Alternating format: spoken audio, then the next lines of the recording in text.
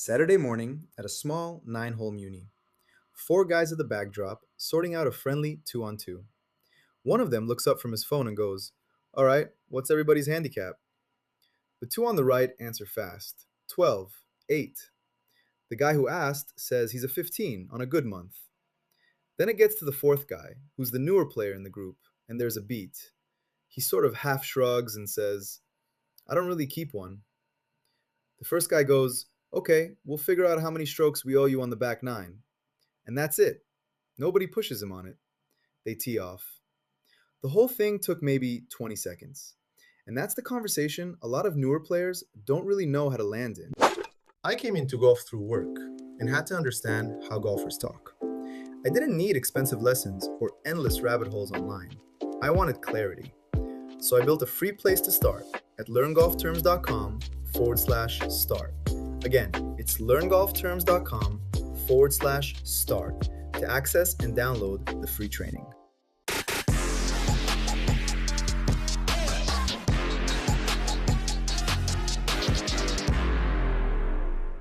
This is the handicap episode. The word's been around a lot longer than golf has been using it, and the system behind it does a fair amount of work. A golf handicap is a number that represents your playing ability based on recent scores calculated under an official handicap system. The one most of the world uses now is called the World Handicap System. Stronger players have lower numbers, so a scratch golfer's handicap index is essentially 0. Somebody with a 20 handicap has shown they can play to around 20 over par on a course of standard difficulty when they're playing well. Their average is usually higher because the system is set up to capture potential, which means it pulls from the better rounds in your history. The number is also portable, so you can take it to any course and the system adjusts it for that specific course and the tees you're playing. First time I heard the word, I assumed it was a one-time score, like something you got from a single round. It took a while before I figured out there was real math underneath. The word handicap is older than golf's use of it by a long stretch. It came out of a 17th century English game called hand-in-cap, which was a kind of barter or wager game where two players would put forfeit money in a cap, and a third person, a referee, would set the terms of the trade between them so the deal was fair. The phrase got shortened over time.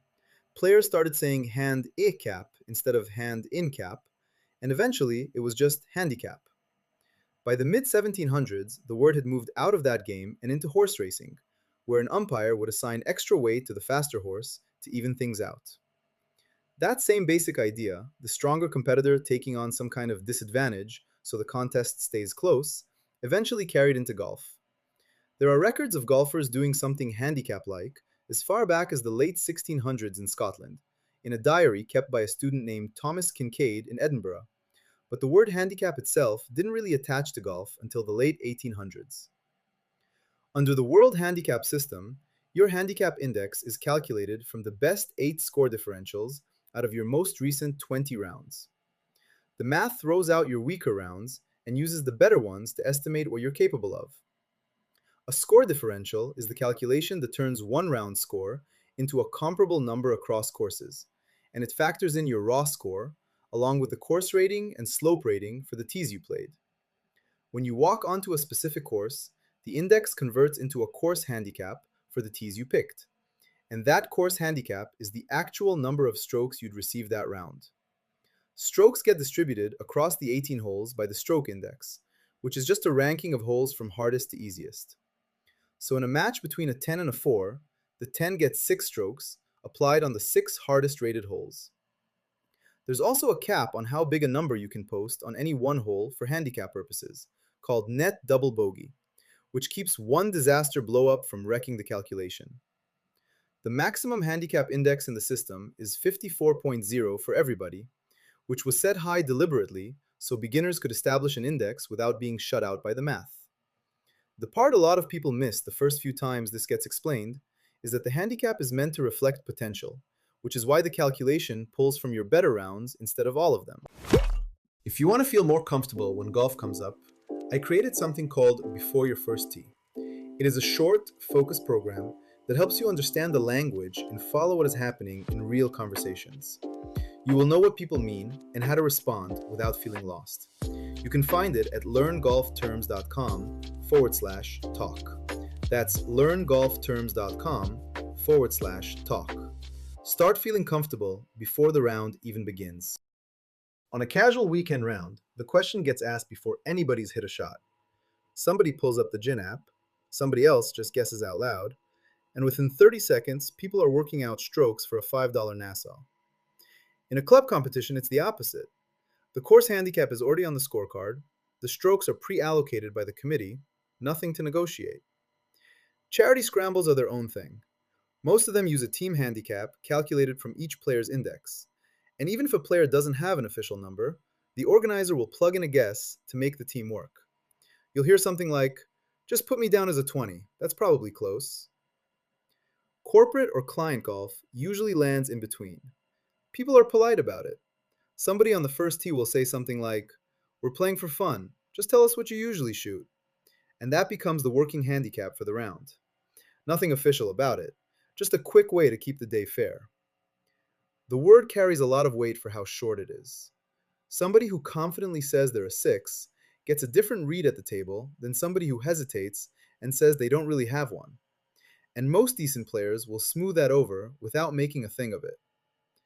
A respect element runs through the whole conversation, partly because everybody at the table can do the math the second a number gets dropped.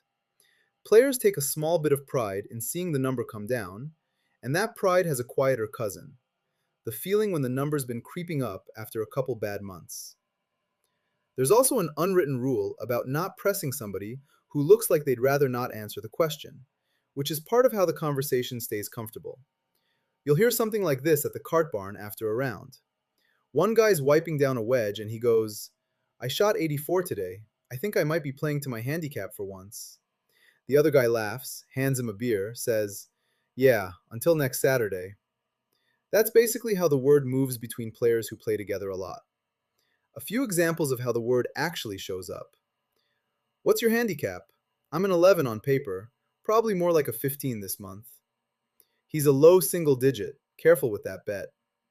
My index just dropped 2 strokes. I haven't posted a round in months, my handicap's a guess at this point. For me, handicap was one of those words I understood as a concept long before I had any real number of my own to talk about. I knew what the question meant well before I'd actually played enough to give a serious answer. That's pretty much the whole pattern of how I came at this from the start.